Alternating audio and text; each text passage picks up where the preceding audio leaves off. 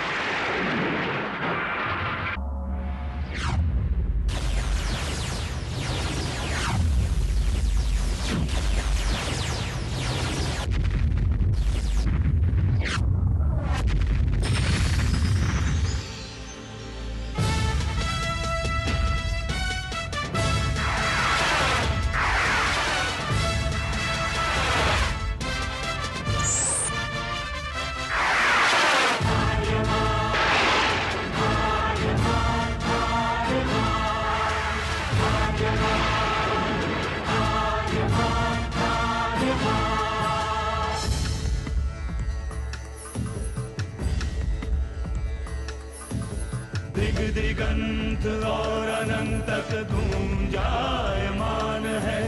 ब्रह्मनाद है विधि का वो अटल विधान है।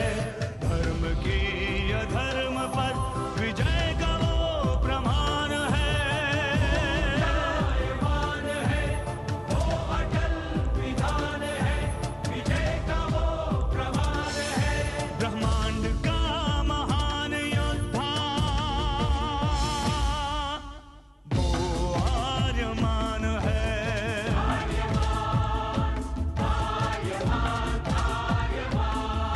ब्रह्मांड का महान योद्धा वो आर्यमान है। आर्यमान है।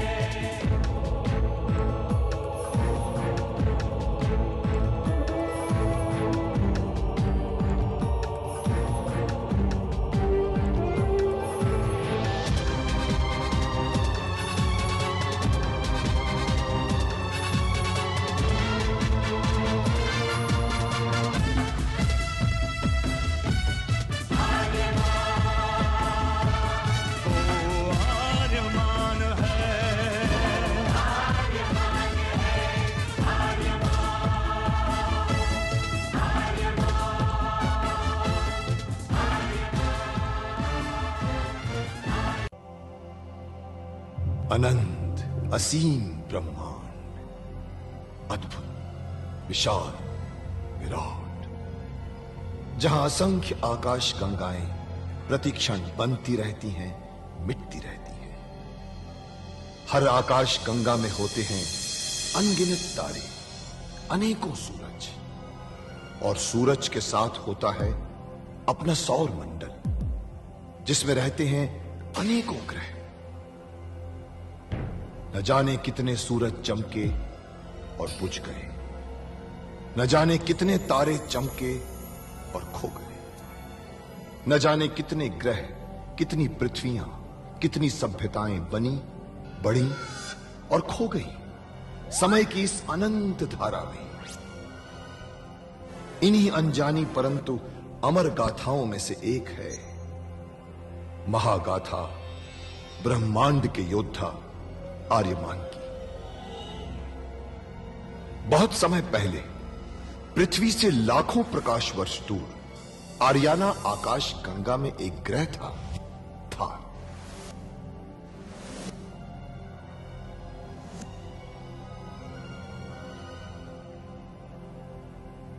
थार एक रेगिस्तान था, पानी की बूंद नहीं थी, फिर भी पूरे ब्रह्मांड के लिए मूल्यवान था थार, क्योंकि थार में थी ऐसी खाने जहां से दुर्लभ जीवनदायी पदार्थ निकलता था, जिसे थारस कहते थे। यह किसी भी ग्रह की जहरीली से जहरीली हवा को भी रासायनिक प्रक्रिया से प्राणवायु बना देता था, जीने के लायक बना देता था। कहावत थी, थारस जिसके वश में, पूरी आकाश गंगा उसके वश में। आर्याना आकाश गंगा की संरक्षक संस्था ओमियान के नियमों के अनुसार थारस को कोई भी व्यक्ति अपने वश में नहीं कर सकता था। यहां तक कि थार ग्रह का राजा जारांत भी नहीं। राजा होते हुए भी जारांत अपना राज्य गणतंत्र प्रणाली से चलाता था। खानों से निकलने वाले थारस का 25% भाग ही थार ग्रह के हिस्से में आता था। बाकी का हिस्सा ओसेक अंतरिक्ष संगठन में चला जाता था। ओसेक आरियाना आकाश गंगा के व्यापारियों का संगठन था और जिसका संचालन अंतरिक्ष में बनाए गए एक कृत्रिम ग्रह ओसेक से होता था। मगर ओसेक संगठन में कई व्यापारी ऐसे भी थे जो अति महत्वाकांक्षी थे, जो पूरे ब्रह्मांड में अपना आधिपत्य स्थापित करना चाहते थे। परंतु जब तक ओमियान था तब तक कोई कुछ नहीं कर सकता था।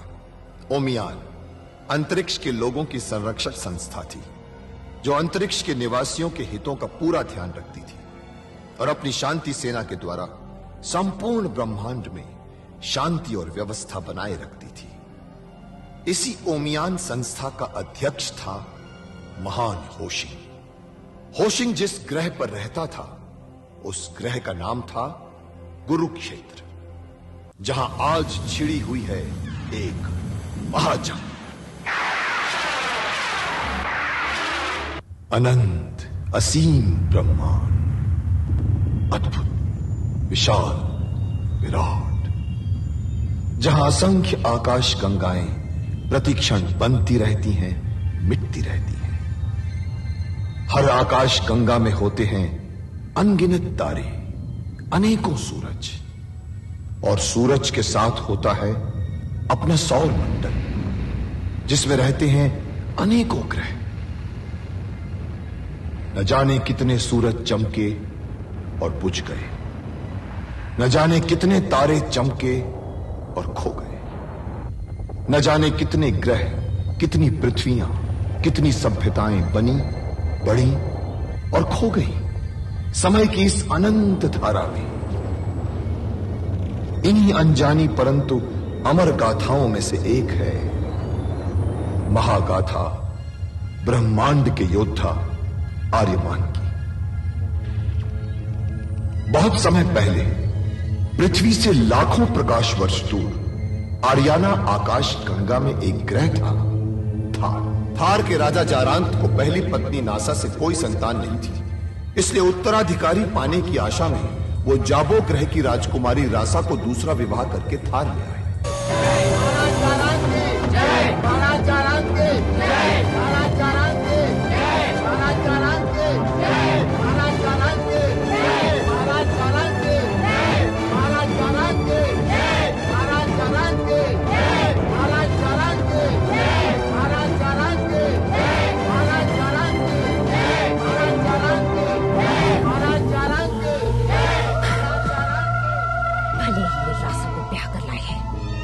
परंतु थार को उत्तराधिकारी तो मैं ही दूंगी।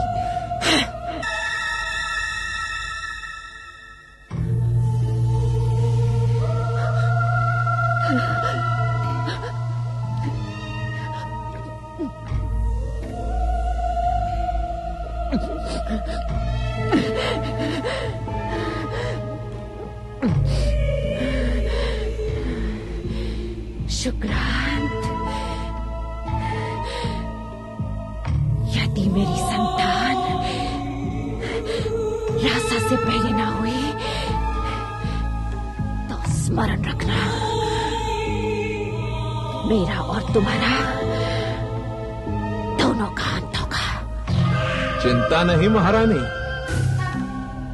जब तक ये शुक्रांत आपके साथ है आपको चिंता करने की कतई आवश्यकता नहीं।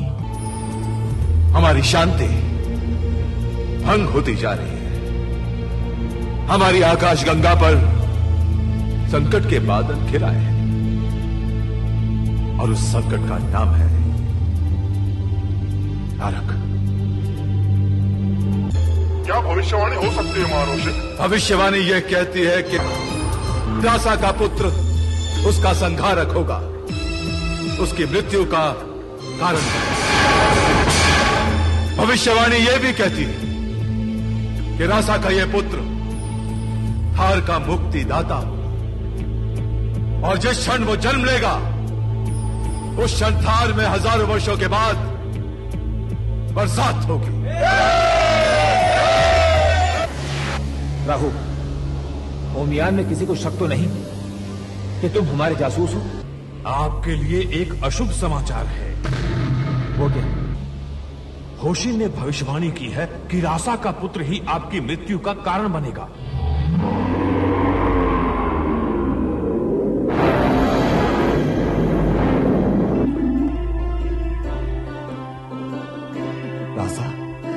रासा क्या है सच है?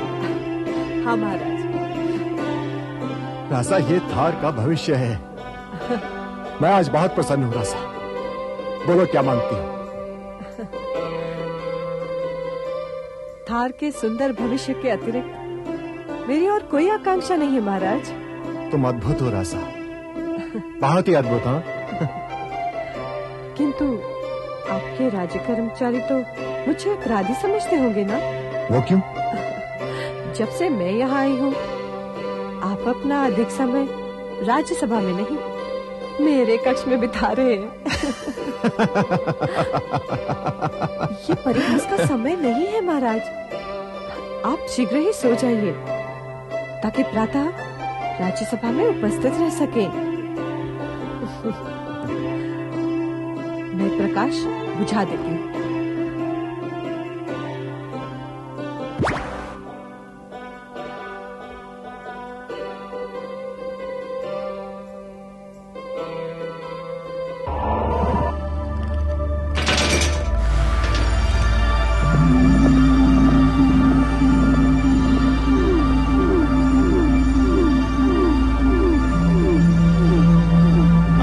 शुभ घड़ी आ गई। शुभ घड़ी।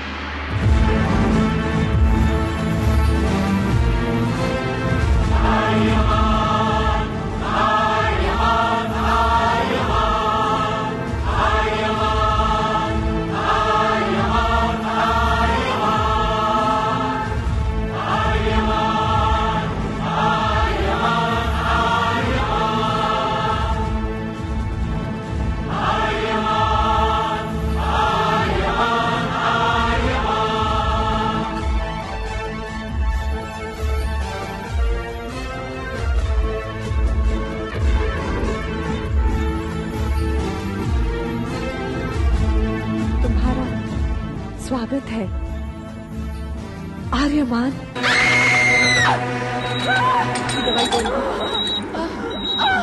सब ठीक हो जाएगा,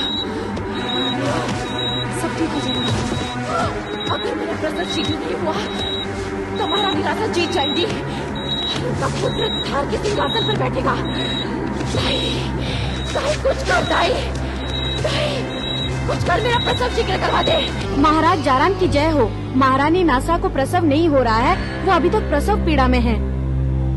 शुक्रांत, महारानी रासा को प्रसव पीड़ा शुरू हुए पर्याप्त समय हो चुका है। मुझे चिंता हो रही है। महाराज, मेरी गणना कहती है कि महारानी नासा के गर्भ से कोई महान आत्मा जन्म लेने वाली है। और महाराज, महान आत्माएं आने में समय तो लेती हैं। महाराज की जय हो। महारानी रासा का प्रसव निकट है महाराज। थार का उत्तराधिकारी शीघ्र ही आपकी गोद में होगा। सुना शुक्रांत, सुना तुमने? पाहुन, मेरा उत्तराधिकारी आने वाला है। थार का उत्तराधिकारी आने वाला है। रासा के गर्भ से थार का उत्तराधिकारी आने वाला है। शुक्रांत,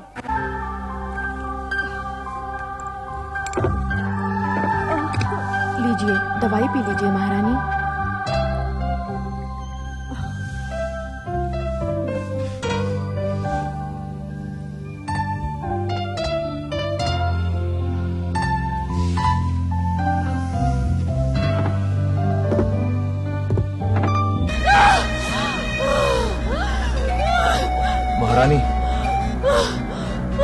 ये लीजिए और इसे पी लीजिए। रासा से पहले आपका प्रसव होगा, यह शुक्रांत का वादा है। लीजिए।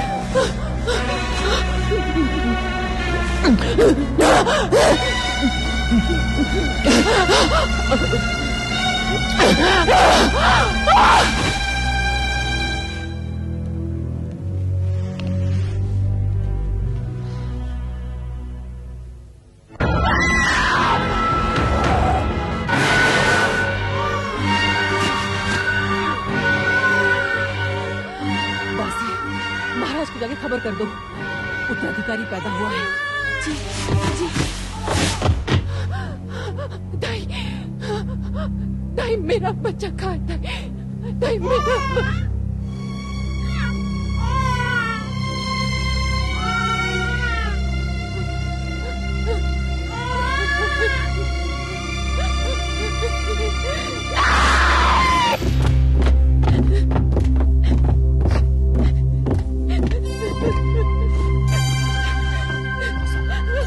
क्या बात? बोलो।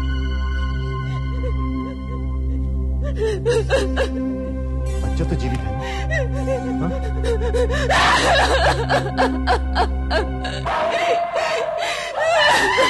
नहीं।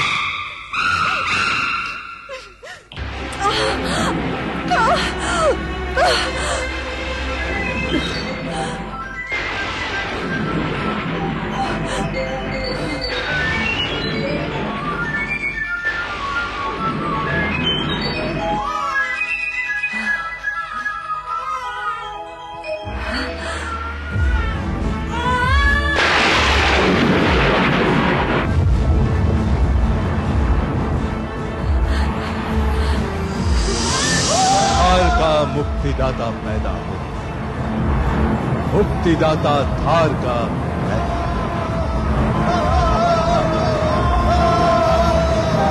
बधाई हो महाराज, बधाई हो। महारानी रासा ने पुत्र को जन्म दिया है महाराज। पुत्र को जन्म दिया? महारानी रासा और बच्चा कैसे है? दोनों स्वस्थ है महाराज। बच्चा कैसा है? आर्याना अंतरिक्ष के सबसे तेजस्वी सूर्य की तरह है महाराज। सच? जी महाराज।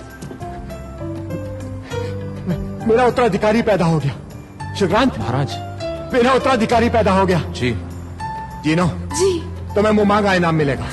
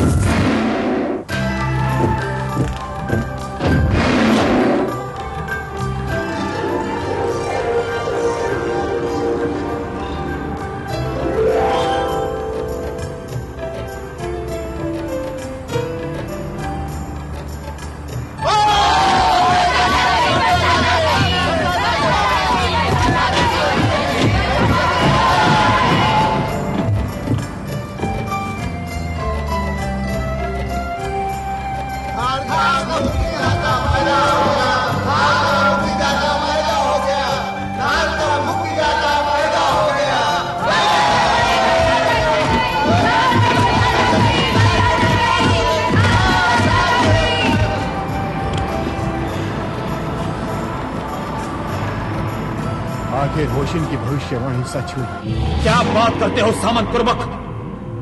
नासा के पुत्र के जन्म का समाचार तो मेरे सामने आया था। रासा के पुत्र की तो कोई बात ही नहीं हुई थी। आपके जाने के बाद रासा ने भी एक बच्चे को जन्म दिया। थार में, कुरुक्षेत्र में खुशियां मनाई जा रही, और यह सूचना हमें किसी और ने नहीं, ओम्यान से हमारे गुप्तचर राहु ने भेजी। तो ये सूचना राहु ने भेजी है? जी। अगर ये सूचना राहु ने भेजी है तो ये सूचना गलत नहीं हो सकती। सामन कुर्बक, हमें शीघ्र से शीघ्र उस बच्चे को समाप्त करना होगा, क्योंकि होशिन की भविष्यवाणी के अनुसार रासा का पुत्र ही मेरा संहारक होगा।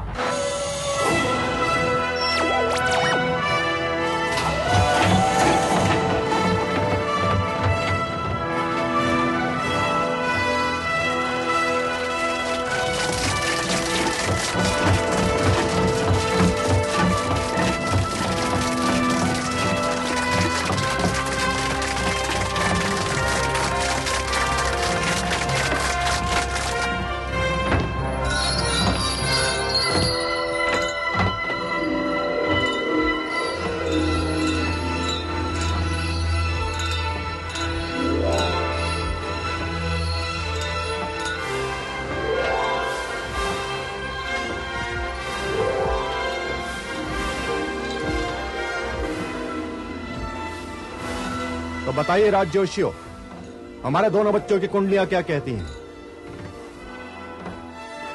महाराज, आपके बड़े बेटे के नक्षत्र कुछ अच्छे नहीं हैं।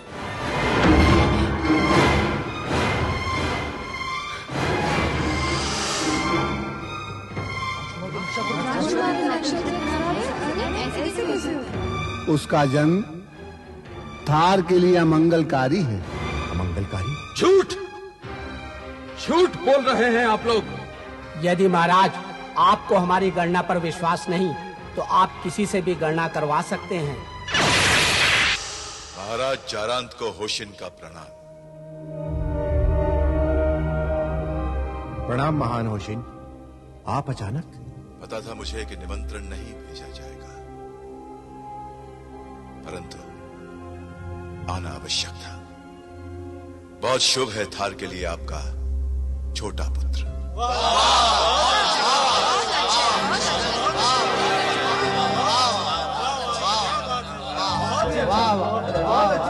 यह तो बहुत ही शुभ समाचार है महान होशिन, लेकिन मेरे बड़े बेटे के विषय में आपको क्या कहना है? इसके लिए केवल आंसू है मेरे पास। बड़ा अभागा है बेचारा। अनिष्ट हो सकता है इसके कारण थार का। इसलिए मैं कहता था महाराज, इस पाखंडी को निमंत्रित मत कीजिए। चक्रांत, होशिन वही कह रहे हैं जिन्हें राजजोशियों ने कहा है। उन पर अनावश्यक संदेह करना ठीक नहीं। हाँ तो महान होशिन, बताइए कि इसका क्या समाधान है? जो होता है समाधान एक जहरीले जानवर का।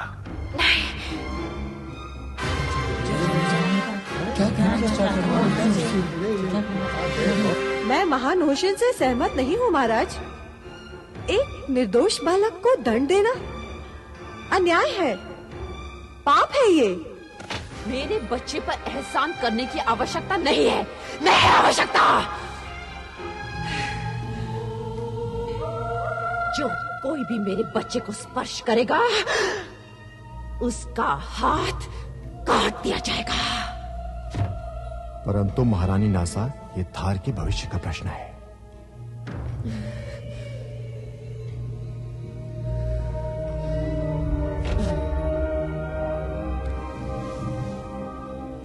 संभव है महाराज, बीच का एक रास्ता। बोलो महान होशिन। मैं अनावश्यक रूप से बाल हत्या के पक्ष में नहीं हूं। इस बालक को ऐसी कड़ी सुरक्षा व्यवस्था में रखा जाए जहां यह किसी को हानि ना पहुंचा सके। इसका कोई नाम भी तो सुझाइए महान होशिन।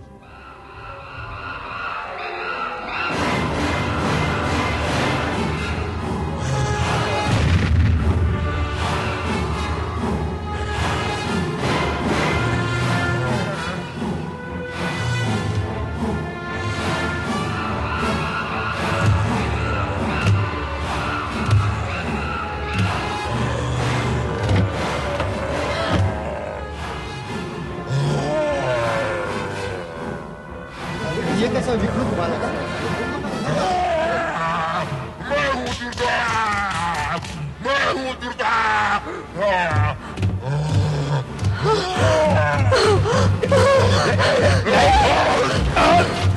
राहुल, पकड़ लो इसे, बंदे बना लो।